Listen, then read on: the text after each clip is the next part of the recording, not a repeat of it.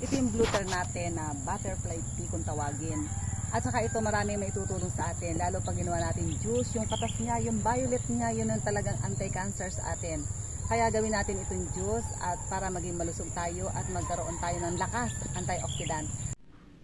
Ito na yung medyo mainit na tubig na warm lang siya, hindi talagang kumukulo.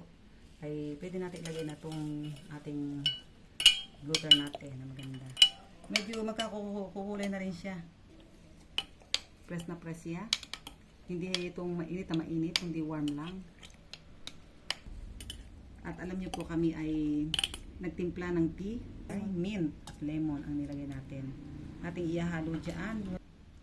Lagyan natin ng konting honey para siya may konting lasa lang. At ilagay na natin itong ating pinagsamang tea.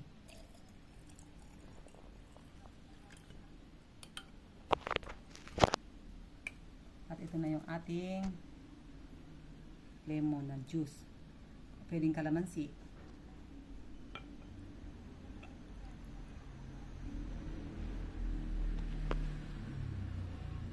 Nagmamagic na siya. Nagiging pink. Lalo nagiging appetizer sa ating mainom. Magiging magana na ang pag-inom. Lalo ang mga bata nagiging pink.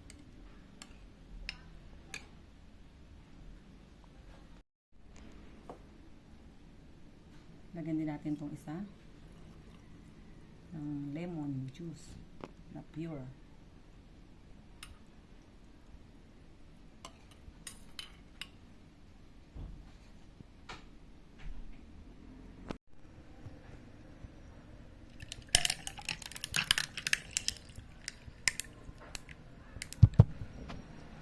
Kahit ipampaganda rin itong bluter natin kapag nakainom kayo ng juice. Kaya tayo gagawa ng juice para tayo makainom at maging malusog ang ating katawan.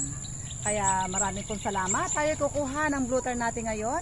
Marami pong salamat sa mga ka-natural ni Pastor Vito.